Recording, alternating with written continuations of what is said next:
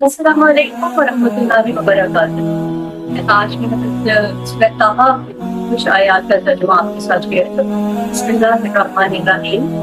چنانچہ موسیٰ غم و غصے میں بھرے ہوئے اپنی قوم کے پاس واپس لوٹے، کہنے لگے میری قوم کے لوگوں، کیا تمہارے پروردگار نے تم سے ایک اچھا وعدہ نہیں کیا تھا؟ تو کیا تم بہت لمبی مدت گزر گئی تھی؟ کیا تم چاہتے ہی یہ تھے کہ تم پر تمہارے رب کا غضب نازل ہو جائے اور اس وجہ سے تم نے مجھ سے وعدہ خلافی کی؟ کہنے لگے ہم نے اپنے اختیار سے آپ کے وعدے کے خلاف ورزی نہیں کی، بلکہ ہوا یہ کہ ہم پر لوگوں کے زیورات کے بوجھ لدے ہوئے تھے، اس لیے ہم نے انہیں پھینک دیا۔ پھر اس طرح سامری نے کچھ ڈالا اور لوگوں کے سامنے ایک بچڑا بنا کر نکال لیا، ایک جسم تھا جس میں سے آواز نکلتی تھی۔ لوگ کہنے لگے یہ تمہارا معبود ہے اور موسیٰ کا بھی معبود ہے، مگر موسیٰ بھول گئے ہیں۔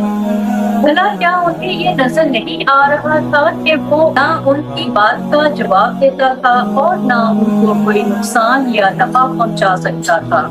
اور ہارون نے ان سے پہلے ہی کہا تھا کہ میری قوم کے لوگوں، تم اس بچڑے کی وجہ سے فتنے میں مبتلا ہو گئے ہو، اور حقیقت میں تمہارا رب تو رحمان ہے، اس لیے تم میرے پیچھے چلو اور میری بات مانو۔ وہ کہنے لگے کہ جب تک موسیٰ واپس نہ آ جائے ہم تو اسی کی عبادت پر جمے رہیں گے۔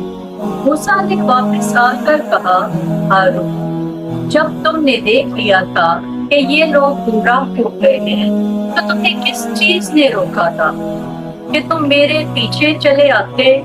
بھلا کیا تم نے میری بات کی خلاف ورزی کی؟ ہارون نے کہا، میری ماں کے بیٹے، میری داڑھی نہ پکڑو اور نہ میرا سر۔ حقیقت میں مجھے یہ اندیشہ تھا کہ تم یہ کہو گے کہ تم نے بنی اسرائیل میں تفرقہ ڈال دیا اور میری بات کا پاس نہیں کیا۔ موسیٰ نے کہا، اچھا تو سامری، تجھے کیا ہوا تھا؟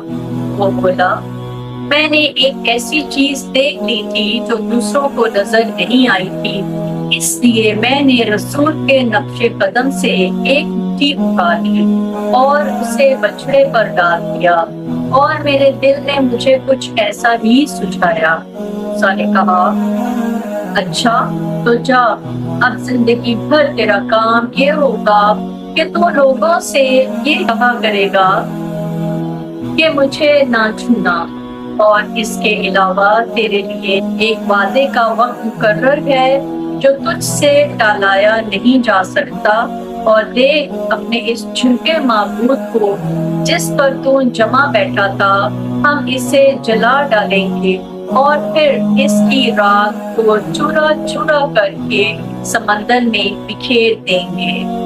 حقیقت میں تم سب کا معبود تو بس ایک ہی اللہ ہے جس کے سوا کوئی معبود نہیں، اس کا علم ہر چیز کا احاطہ کیے ہوئے ہے۔